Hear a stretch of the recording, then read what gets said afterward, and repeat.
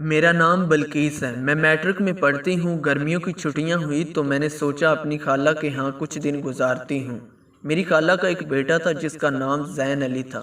زین بچپن سے ہی بہت زیادہ شرارتی تھا، کیونکہ میں 2 سال بعد جا رہی تھی اپنی خالہ کے گھر، تو مجھے نہیں پتا تھا کہ اب اس کا طور طریقہ کیسا ہے۔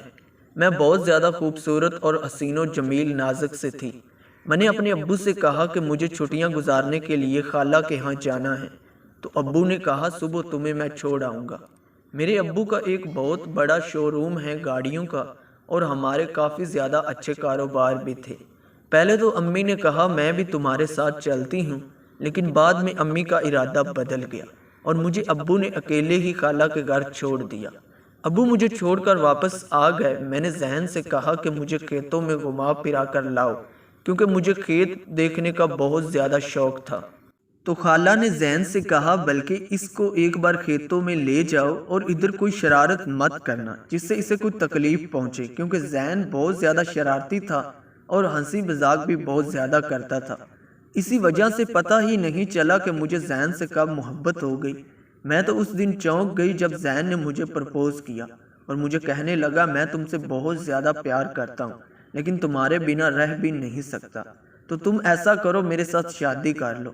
میرے پرپوز کرنے سے پہلے ہی زین نے مجھے پرپوز کر دیا تو میں بہت زیادہ خوش ہو گئی، دل ہی دل میں کہ زین بھی مجھ سے بہت زیادہ محبت کرتا ہے اور میں بھی اس سے محبت کرتی ہوں۔ تو میں نے زین سے کہا کہ میں اپنے ابو سے بات کروں گی اور تم اپنی امی سے بات کرنا۔ 10 دن گزرنے کے بعد میں نے اپنی خالہ سے کہا کہ مجھے اب واپس جانا چاہیے اپنے گھر، تو زین نے کہا کہ کچھ دن اور رک جاؤ پھر چلی جانا۔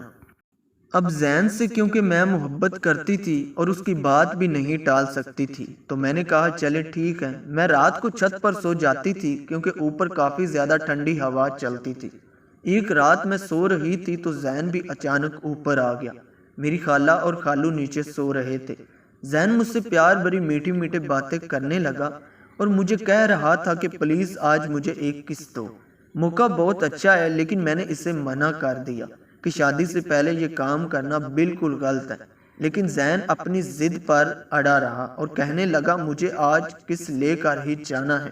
مجھے یہ تھوڑی ہی پتا تھا کہ کس کے بہانے آج اس کی نیت کچھ اور ہے، لیکن جب اس کی کافی زیادہ ضد کے بعد میں نے حامی بھر لی کہ چلے ٹھیک ہے، لیکن 5 منٹ سے زیادہ نہیں لگانا۔ اس نے کہا ٹھیک ہے، اور اس نے اپنے اونٹ میرے اونٹوں پر رکھ دیے۔ میں اس کی سانسوں کو محسوس کر رہی تھی اور خود کو قابو بھی نہیں پا رہی تھی۔ زین نے اچانک مجھے نیچے لٹایا اور میرے ساتھ ٹورنامنٹ انجوائے کرنے لگا۔ میں جوش میں اپنے ہوش کھو بیٹھی تھی۔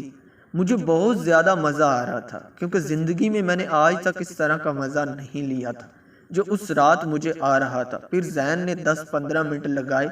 میں بس اسے کہہ رہی تھی اور اندر بس ایک گنا ہو گیا کہ زین نے اپنا پانی میرے اندر چھوڑ دیا۔ اب مجھے محسوس ہو رہا تھا کہ میں شاید حاملہ ہو گئی ہوں۔ میں نے یہ بات زین کو بتائی تو زین نے مجھے کہا ٹینشن نہ لو، میں تمہیں صبح گولیاں لا کر دوں گا، وہ لازمی لے لینا، سب کچھ کلیئر ہو جائے گا۔ زین نے مجھے گولیاں لا کر دی اور میں نے وہ استعمال کی تو اس سے میں بالکل اندر سے کلیئر ہو گئی۔ اور پھر 2 دن گزرنے کے بعد زین نے پھر ٹورنامنٹ کا کہا، لیکن میں نے اسے سختی سے منع کر دیا اور میں نے خالہ سے کہا کہ مجھے اب زین کو کہو چھوڑ آئے۔ زین مجھے اپنے گھر چھوڑ آیا۔ جب میں اپنے گھر گئی تو رات کو مجھے نیند بالکل نہیں آتی تھی۔ میں ہر وقت زین کے خیالوں میں کھوئی رہتی تھی۔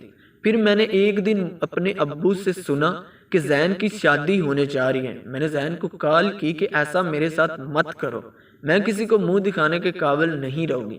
زین نے کہا وہ تو بس ایک ٹائم پاس تھا، میں تم سے شادی نہیں کر سکتا کیونکہ میں اب کسی اور سے پیار کرتا ہوں۔ اس طرح مجھے پتا چل گیا کہ زین نے مجھے دھوکہ دے دیا ہے اور میں بلا وجہ کسی پر اندھا اعتبار کر بیٹھی تھی۔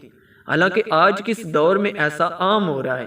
اس ویڈیو کا بنانے کا مقصد صرف آپ لوگوں کو اتنا یقین دلانا ہے کہ اپنے بچوں پر اچھی خاصی نظر رکھا کریں، اور جب وہ بالغ ہو جائے اس دور میں تو ان کی لازمی شادی کر دیا جائے۔ ملتے ہیں کسی نیکسٹ ویڈیو میں، مجھے دیجیے اجازت۔ اللہ